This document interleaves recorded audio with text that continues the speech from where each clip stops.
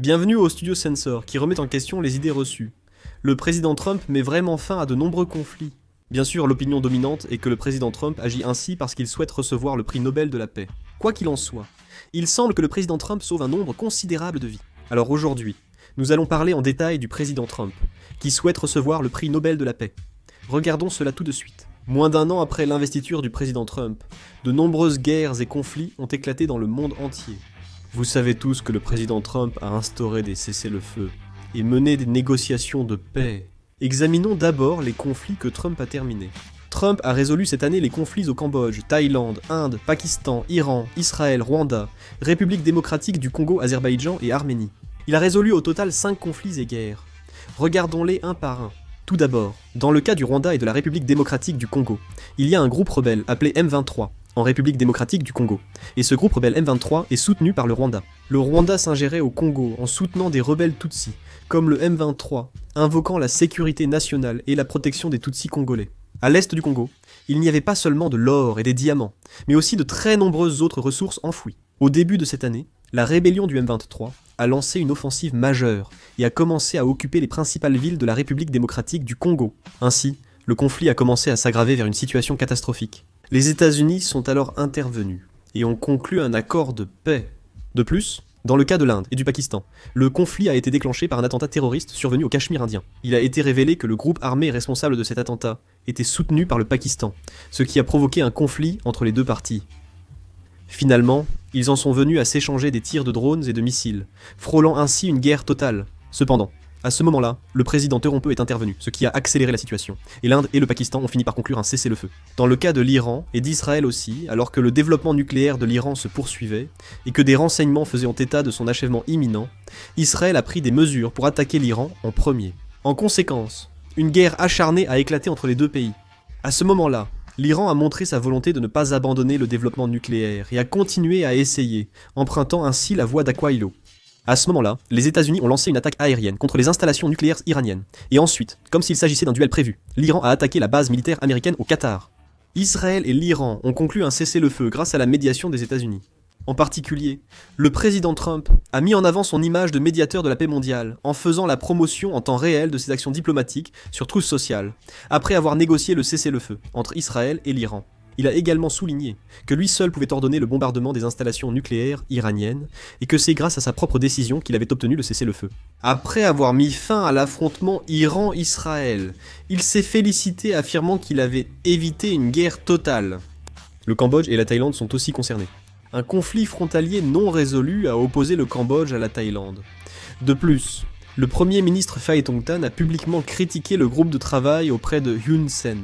Alors que la première ministre Phai Thong-Tan fait l'objet d'une procédure de destitution, la situation politique en Thaïlande devient chaotique. Des soldats thaïlandais ont été blessés par des mines de l'armée cambodgienne, et le conflit a failli dégénérer en guerre. Mais Trump est intervenu, obtenant un cessez-le-feu. L'Azerbaïdjan et l'Arménie ont également continué à se disputer la région du Haut-Karabakh. En particulier, il y avait une forte opposition entre les deux parties au sujet du corridor de Zangezur.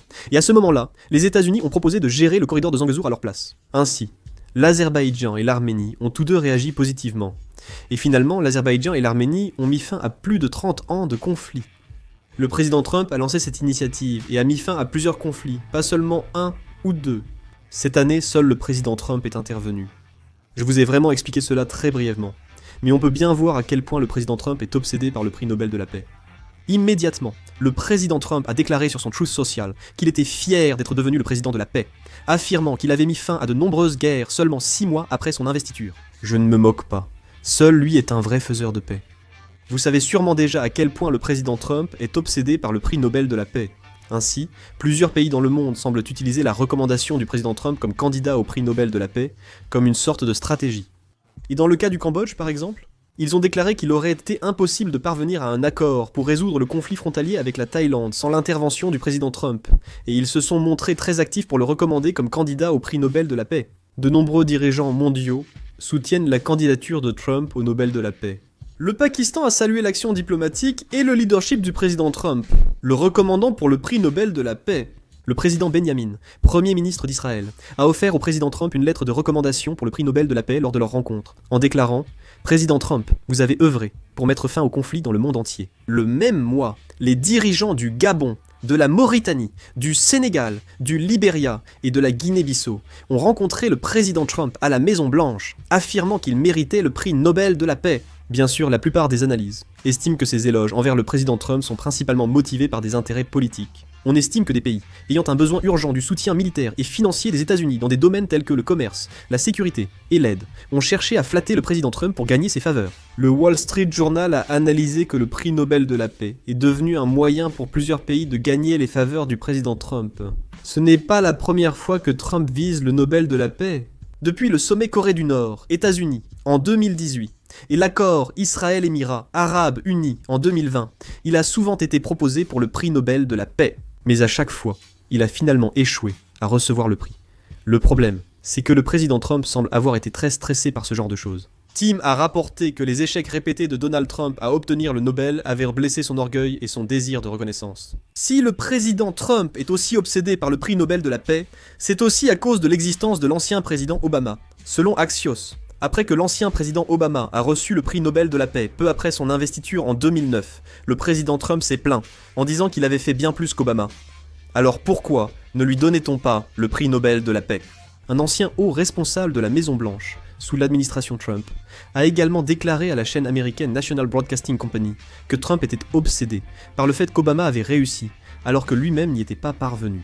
John Bolton, ancien conseiller à la sécurité nationale de la Maison-Blanche, a également déclaré que, plus que toute autre chose, le président Trump voulait le prix Nobel de la paix, en ce qui concerne ses efforts diplomatiques de médiation pour la paix. À voir tout cela, il semble vraiment que le président Trump veuille obtenir le prix Nobel de la paix. L'intérêt obsessionnel du président Trump pour le prix Nobel de la paix est discuté depuis longtemps à Washington et dans les médias internationaux. Il suffit de jeter un coup d'œil à ses actions politiques, pour voir qu'il a souvent tenté de jouer les médiateurs dans des zones de conflit, et qu'il est intervenu activement pour mettre fin à des conflits qui duraient depuis longtemps.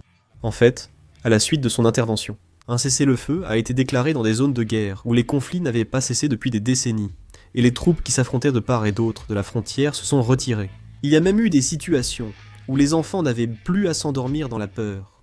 Bien sûr, seul le président Trump lui-même sait exactement quelles étaient ses véritables intentions. Pour certains, c'est une stratégie pour le prix Nobel de la paix.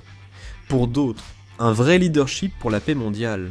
Mais ce qui importe, c'est que, quelles que soient les motivations, de nombreuses vies ont finalement été épargnées du gouffre de la guerre. La guerre et les conflits touchent directement la vie et la survie de nombreux habitants, bien au-delà des titres d'actualité. Même si le président Trump visait le prix Nobel de la paix, il est difficile de critiquer la création de la paix. Qu'il y ait ou non des calculs politiques derrière, mettre fin à la guerre et instaurer la paix est un objectif souhaité par toute l'humanité. Et les vies sauvées, ainsi que le retour à la normale obtenu dans ce processus, peuvent être des résultats bien plus précieux que n'importe quel gain politique. Peut-être devrions-nous prêter plus d'attention aux résultats concrets et aux changements qu'il a laissés, plutôt qu'à ses intentions. Bien sûr, certains critiquent le président Trump, en affirmant que, en cherchant à imposer la paix de manière excessive, il pourrait en réalité semer les graines de nouveaux conflits. L'ancien conseiller Bolton a également affirmé que, en évoquant le processus de cessez-le-feu entre l'Inde et le Pakistan après un affrontement armé, non seulement le gouvernement indien, mais aussi l'ensemble du pays, était en colère à cause de l'attitude du président Trump. Il a dit que la médiation du conflit frontalier entre la Thaïlande et le Cambodge servait seulement de menace d'imposer des droits de douane sans accord et qu'un nouveau conflit restait possible malgré le calme actuel. Il semble qu'il faille encore observer quelles seront les conséquences de ces choix du président Trump. Le président Trump continue de parcourir le monde pour mettre fin aux guerres et aux conflits. Il a vraiment contribué dans une certaine mesure à instaurer la paix dans le monde. Le président Trump obtiendra-t-il le prix Nobel de la paix tant convoité ? L'histoire juge souvent les résultats avant les intentions. Les actions du président Trump pourront-elles vraiment être inscrites dans l'histoire de l'humanité comme un jeu de paix ? Je suis également curieux de connaître votre avis. N'hésitez pas à le partager dans les commentaires. La vidéo se termine, merci.